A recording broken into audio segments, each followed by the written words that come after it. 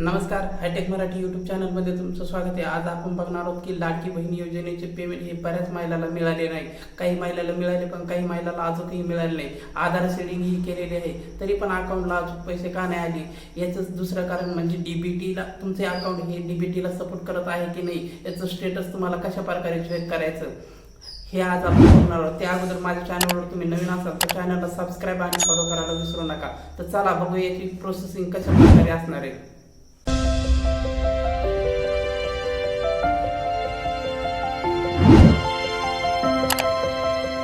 प्रकारे जो इंटरफेस येणार आहे तो तुम्हाला सर्वात खाली जायचा आहे।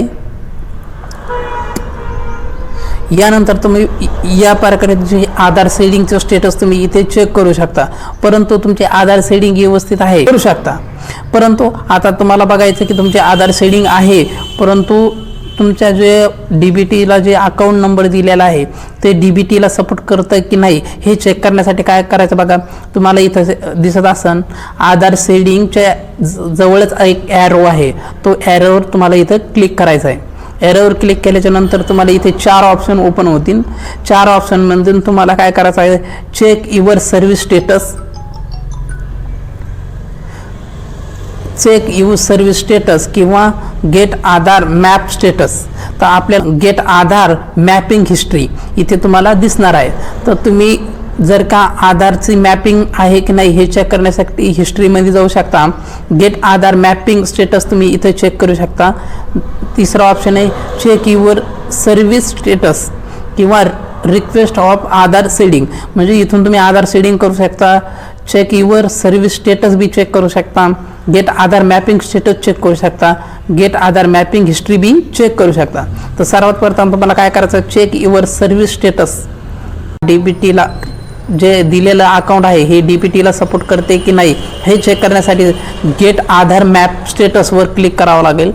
इथं क्लिक केल्याच्या नंतर सर्वात प्रथम तुम्हाला तुमचा कस्टमरचा आधार नंबर इथे एंटर करायचा आहे।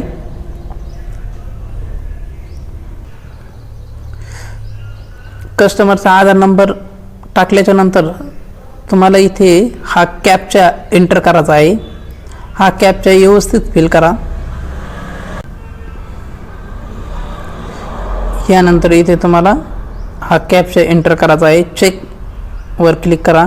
माझा कॅप्चा मिसमॅच झाला, म्हणजे या प्रकारे ज्या महिलेचं असणार आहे त्या महिलेला हे पेमेंट 100% या महिलेला 100% त्यांचे पेमेंट त्यांच्या अकाउंटला जमा होणार आहे। तर तुम्ही इथं बघू शकता तुमचा आधार नंबर मॅपिंग स्टेटस इनेबल या प्रकारे असले पाहिजे। ज्या महिलेचे इनेबल असेल ह्याच महिलेला डीबीटीच्या माध्यमातून पेमेंट त्यांच्या अकाउंटला जमा होणार आहे। तर तुम्ही बी तुमचं स्टेटस इनेबल आहे की नाही हे चेक करू शकता या प्रकारे। असेच नवनवीन व्हिडिओ मी तुमच्यापर्यंत घेऊन येत राहीन। त्या अगोदर माझ्या चॅनलला सबस्क्राईब आणि फॉलो करायला विसरू नका, बेल आयकॉन घंटी दाबायला विसरू नका, व्हिडिओला शेअर नक्की करा जेणेकरून दुसऱ्या एखाद्या महिलेची मदत होईल। धन्यवाद।